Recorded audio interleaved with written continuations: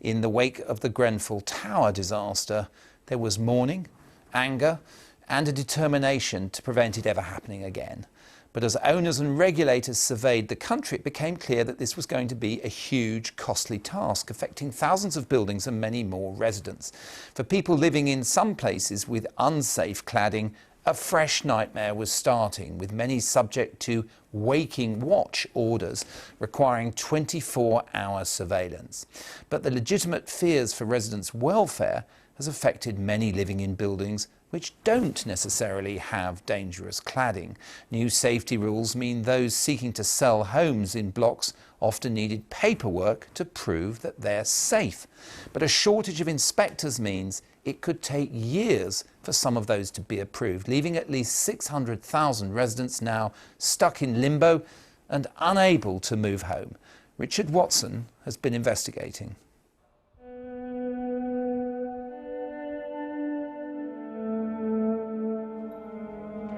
For 24-year-old Helen Truman, buying her first flat in Bristol with her boyfriend was one of life's milestones.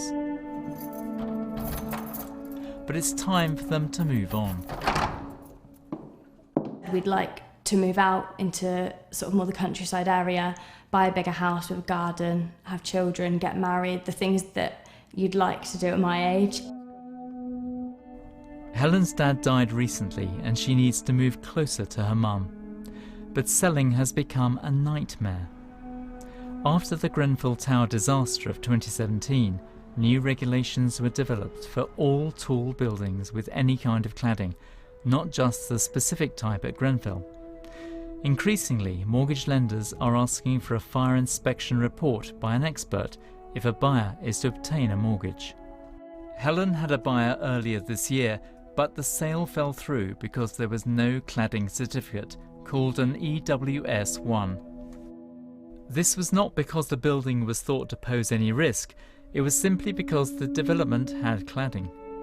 It's unlike anything that either of us have had to deal with in our lives. It's all I think about. I think I eat, sleep, think about cladding. It's just knowing, because we can't sell it, we haven't got that freedom and control. Flammable cladding at Grenfell Tower was blamed for the rapid spread of fire, a disaster that killed 72 people. Now all buildings judged to be at risk have to have their own separate fire safety surveys, and there are thought to be more than 500,000 of these in the UK.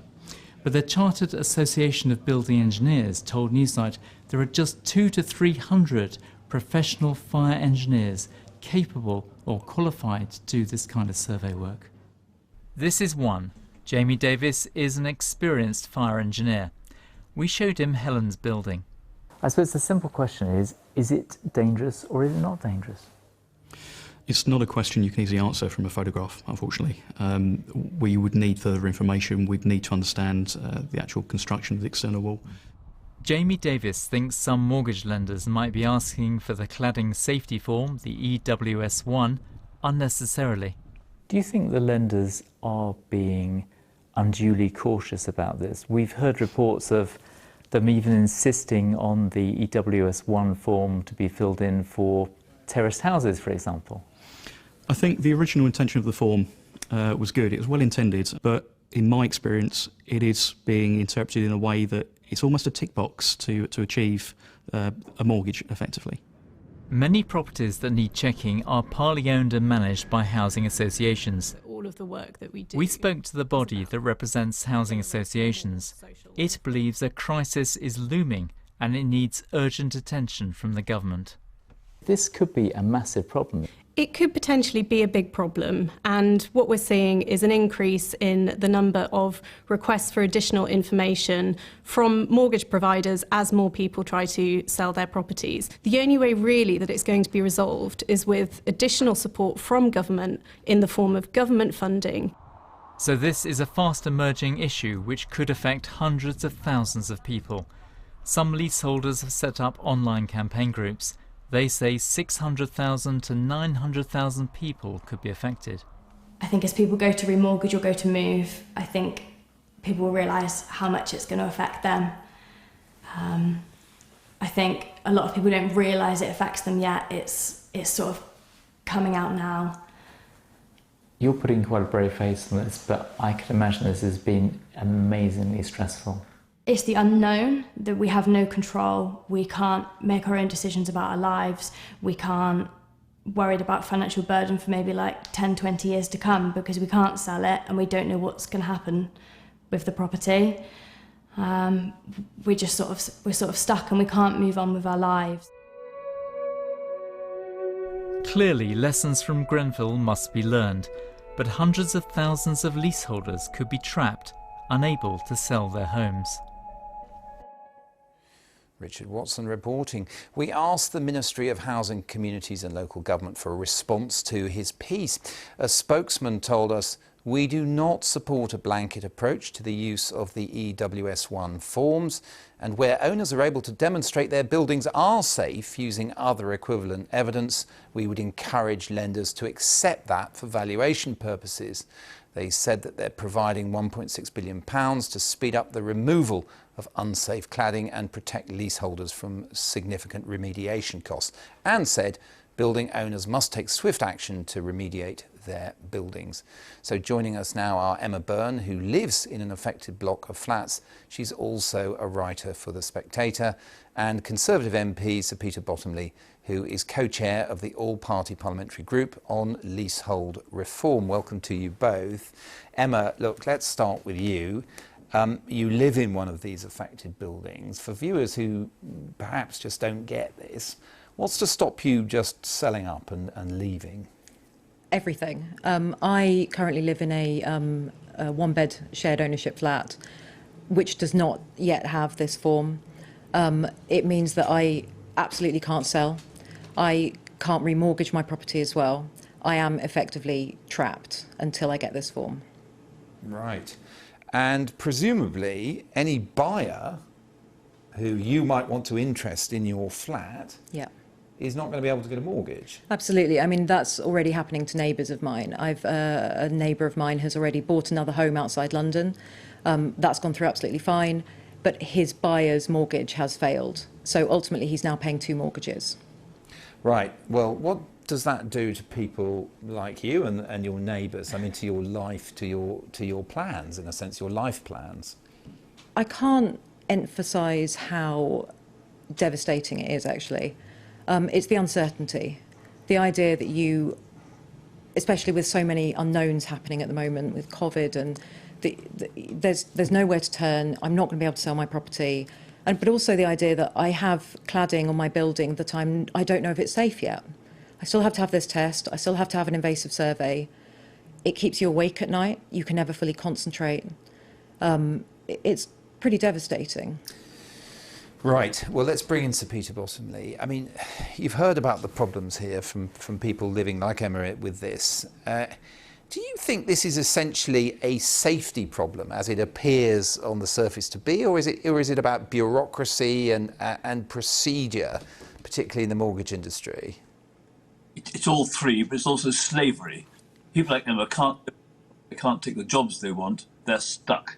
And government, besides singing, and you should make sure that ends.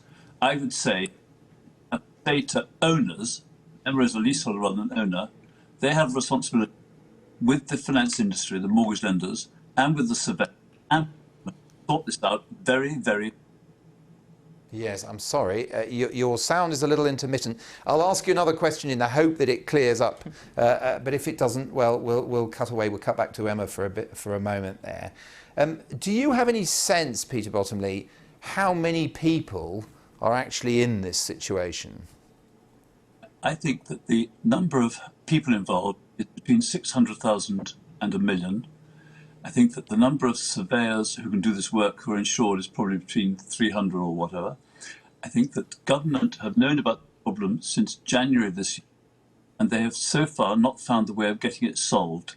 The owners, that's the landlords, and the surveyors, and the insurance companies, and the mortgage companies have the responsibility to solve this for the near 1 million people who may be affected now or in the very near future. Well, what about the point made in the government statement to us that because of this issue, as you said, about the limited number of surveyors and the EWS1 form, that freeholders can go for an equivalent form of safety certification, that they can they can take the initiative. Is that possible, do you think? It's possible. The all-party group, which I co-chair with members of other parties, and with the help of the campaigning charity Leasehold Knowledge Partnership and the National Leasehold Campaign and others, can bring people together. But it shouldn't be left to us. The government can make up for what hasn't happened yet, which is have a round table and treat this as seriously as they treated the flood insurance where something was brought in. And I add another point. Where people clearly need to sell and they're not be able to get the market price because of this problem, I think government should set up a trust or an agency, the way they did with the banks, to buy the properties, and when the procedural problems, the EWS1, which is the external file review system, and BS 8414 and the other British standard are resolved, they can sell them at market price, but do not leave ordinary innocent people at the bottom of the housing pile, left stuck, enslaved to homes which may not be safe and are presently unsalable. OK, let me put a couple of those points to Emma then. Does that sound like a good plan to you, the one that Peter Bottomley just sketched out, in which effectively there's a government guarantee scheme on this? It's an interesting idea. I mean, there are kind of twofold problems with what's happening at the moment, which is that you have a series of people who are trapped in homes which are actually safe as well, because mortgage lenders are asking about for guarantees of buildings that don't have cladding, etc. But you also have the other group of us who do have dangerous buildings, potentially dangerous items on their building. And this is going to take years potentially to resolve. It's not like you get the form and it ends. This could potentially be like years and years of remedial work, extra costs, and the financial hit that that's going to bring to us as well. What about the point in that government statement, look, your freeholder can take the initiative, they don't have to have this form, the external wall form that was talked about in Richard's film, they can get an equivalent. Do you think your freeholder could be doing more to resolve this? So my freeholder is my housing association. The communication is lax, but then they have a lot of buildings that are being covered with this. From my understanding, it's the mortgage companies who are effectively reading the forms wrong and insisting on criteria that the government says they shouldn't be dealing with. So, Peter Bottomley, let me just bring it back to you finally, because we're almost out of time now. In terms of setting out a sort of roadmap, it's clearly a bit of a Gordian knot of a problem between inspection, mortgage lenders, possible government guarantees. What's your starting point for getting out of this mess? That people should take up what the all-party group, with the help of Leasehold Knowledge Partnership, have been campaigning for, get people together.